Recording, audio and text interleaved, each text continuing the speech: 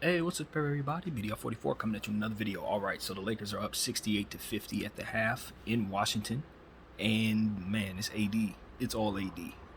We're having a good time watching Anthony Davis go 10 of 15 shots, 0-1-3. He's not even attempting 3-point shots. It's all jumpers and interior attacks, and he is just playing beautifully, man, beautifully. And our guys are doing a fantastic job of playing off of him and around him and making sure he's getting the ball.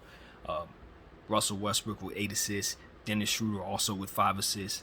They know what time it is. Feeding him is the way to go. I also like what I saw out of LeBron James early on. Even though he had some issues early on shooting the ball, turnovers, stuff like that, we started to reel it in and started to kind of focus in on what we needed to do to make life easy for ourselves. Gave the ball to Anthony Davis and just never looked back.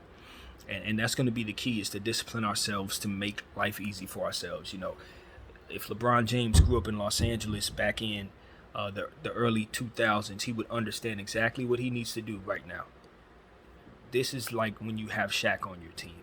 You give Shaq the ball, and then you just leave him. You give him the space to move, and you leave it alone. And then what you do after that is make sure that the pace is real nice and easy for him to run down the court on the other end, so that he can take care of what he needs to take care of on the defensive end. If you keep that pace going slow and steady and proceed to get him the ball regularly, as we did in that first half, you find that the games are already over by the third quarter. So you don't really even find yourself breaking a sweat if you're Kobe. You don't break a sweat if you're Rick Fox, because the game is already over by the third quarter. That's why these guys have so much energy by the end of the season, because most games went that way. And you got to understand, when you have a player like that, that's how you do it. When you got a Joel Embiid, when you got a Giannis, when you got somebody like that, you just give them the ball, give them the space, and just do what you got to do. And at the times when they're not on the floor, you just run the stuff that you normally would have to run when otherwise they're not on the floor, which is more difficult stuff to try to accomplish scoring the ball with, which is what ultimately we try to do naturally. We tend to make life harder on ourselves by shooting long jumpers and running plays off of guys that are lesser players. When you got this workhorse down there in Anthony Davis that you can literally make possessions just count with just easy possessions. At the end of the day, we're passing the ball, we're pounding the rock, we're doing all these different things, working the ball around to find a way to get the ball in the hoop. And if you got a guy like Shaq, you got a guy like AD, you got a guy like Joel that you can just dump the ball to, and every possession turns into scores, that's less energy everybody has to exert on both sides of the floor. It keeps you more healthy, man. And as long as you continue to run good doses of plays for the rest of the talent around them to keep them fresh and keep them active and keep them understanding what they need to do, your team is good as heck, man. Like, super good. Even when those guys are out, you got these hardcore guys who know their roles, who are fresh because they don't have to exert so much energy on a night-to-night basis because they have a workhorse taking all that away from them from having to do that. So I think the Lakers need to work that into their equation. I would encourage our LeBron James to go back and study some of that old Shaq Laker 2000 footage and watch how we used to use Shaquille O'Neal in the possessions, because even though they play differently, it's not back to the basket. It's still the same idea. Get down in the half court and just make sure that you get that player the easiest close to the basket opportunities to catch the ball. From there, they either work to score or work to get plays made for others.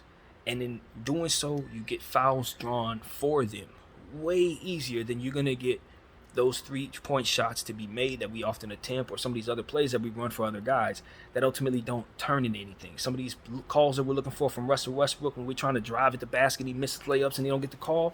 That's how you turn those possessions into free throws, by making it so that your pace is comfortable for AD from which to work, and the defense is set up so that they are in position to foul him. And that's how you get guys like Porzingis off the floor. And then from there you can work. And that's what we're running into, is Gafford and Porzingis' length is kind of giving us a little trouble. But ultimately, when Porzingis sat down, we were able to really attack. And good things happen. Lonnie Walker was playing well in that first half. Troy Brown was striking early. I like the energy that we saw from guys. My mind's going blank. Beverly showed us some good energy early on. And on the other side, Denny Avdija and the Washington Wizards, for the most part, they're having a hard time shooting the ball. Porzingis, they're all offers from behind the arc. So with them shooting significantly poor from behind the arc, we're kind of able to just turn into basically a solid effort of basketball into a really big lead right now. So we just got to keep our foot on the gas, be aware of Corey Kispert, be aware of Daniel Gafford on the glass, be aware of Monte Morris and his mid-range jumper, because those are the guys that are really being effective for their team. Unfortunately for them, they're allowing the guys who are bricking to do more of the shooting. Kuzma and those guys, as I said, Advija is doing a lot of shooting, is bricking everything. So it's really working out in our favor so long as they just keep an eye on the guys who are actually making shots. It's only 3 of them: Monte, Kispert, and Gafford. That's it. As long as we continue to focus in on those guys and let the other guys shoot, it's just about them finding a way to hit shots that they're not able to hit. As I told you guys, Porzingis' 3-point shot has been terrible. The last game he was 0 and this game is even worse. So we can leave him back there until he figures out his rhythm. He's basically no threat, unfortunately, for himself. So this is just a good night to run into the Washington Wizards. And as I said, they're wearing pink. It actually isn't bothering me as much as I thought it would, though. It's a calming-looking kind of bubblegum wrapper, I don't know, type of effect. I don't know. It's not that bad. But at the end of the day, as long as we're getting a victory on their floor, they can wear whatever they want.